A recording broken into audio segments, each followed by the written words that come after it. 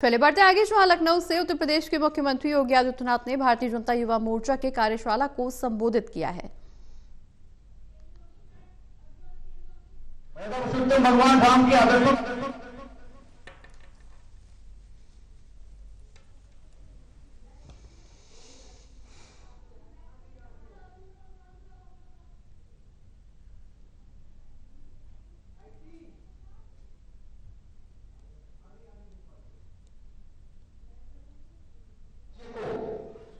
सुशासन और समृद्धि की एक नई ऊंचाई तक पहुंचाने के प्रधानमंत्री जी के विजन को जमीनी धरातल पर उतारने का कार्य कर रहे हैं।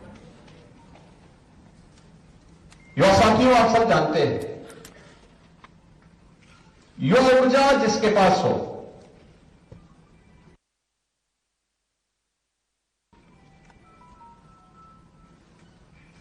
उसके लिए कुछ भी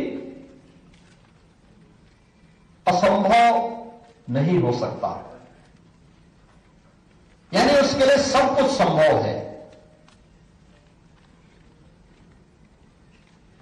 क्योंकि उम्र ही ऐसी होती है जहां ऊर्जा भी है और प्रतिभा भी है। केवल उस ऊर्जा को सकारात्मक स्वरूप देना है। और इसीलिए इस पर अटल जी ने कहा था कि मूल्य विहीन और सिद्धांत विहीन राजनीति मौत का फंदा है। हम सब एक राष्ट्रवादी मिशन के पथिक हैं। हम लोगों ने सार्वजनिक जीवन में राजनीति को सत्ता प्राप्त के साधन के रूप में नहीं, बल्कि उन मूल्यों और आदर्शों के लिए जिसके लिए हमारे ऋषि मुनियों ने अपना सब कुछ समर्पित किया था। और महापुरुषों ने, स्वतंत्रता संग्राम सेनानियों ने, क्रांतिकारियों ने, जिन्होंने अपना बलिदान दिया था, उन मूल्यों और आदर्शों की स्थापना के लिए हम जिस राष्ट्रवादी मिशन के पथिक हैं, उससे विचलित हुए बिना सत्ता हमारे लिए साध्य नहीं हो सकते। एक साधन हो सकता है राष्ट्र कल्याण का, लोक कल्याण का।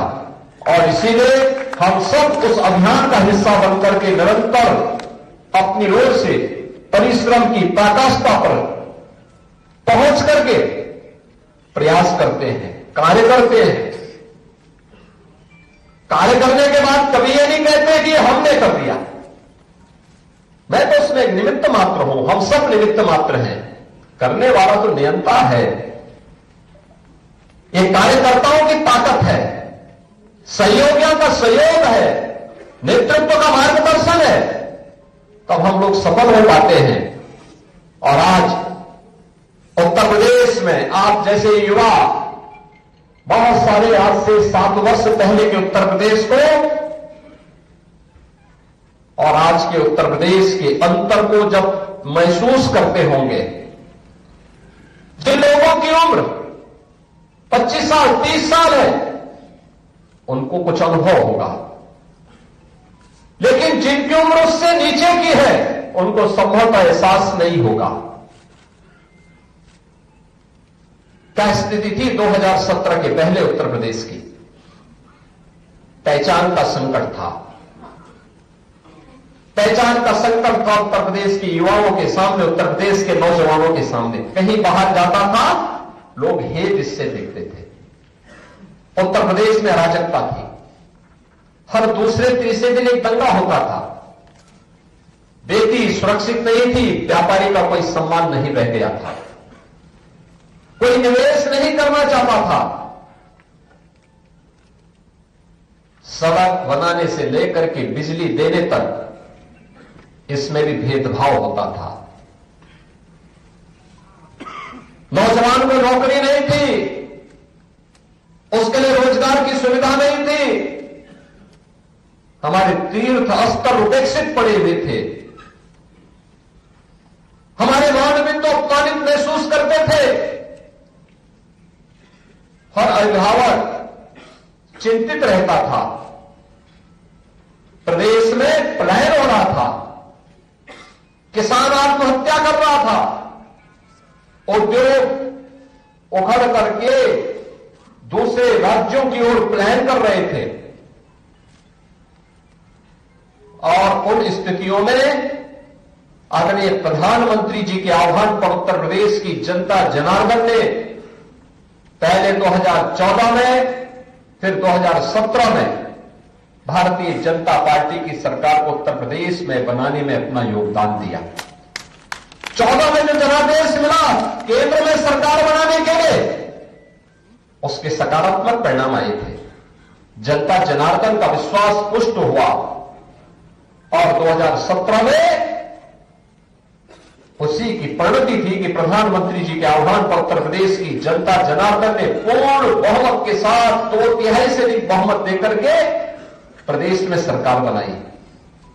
बहनों और भाइयों, इन 7.5 वर्षों के अंदर आपने बदलते हुए नए उत्तर प्रदेश को देखा है।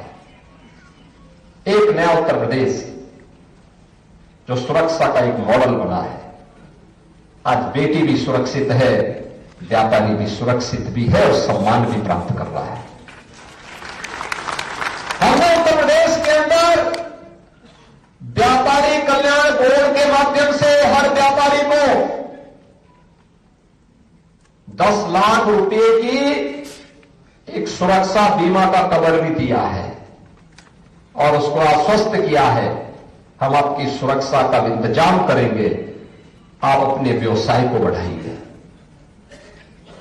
आज उत्तर प्रदेश में नौजवान को कार्य मिल रहा है। 6.5 लाख से अधिक नौजवान को हमने नौकरी दी है और कल ही आपने देखा होगा 7,200 से अधिक पुलिस भर्ती की परीक्षा संपन्न हुई है। याद करिए, 7,200 एक साथ कितने नौजवान भर्ती होंगे यूपी पुलिस में।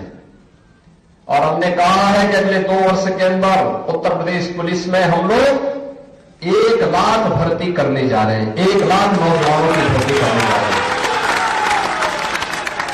2 लाख सरकारी नौकरी देने जा रहे हैं।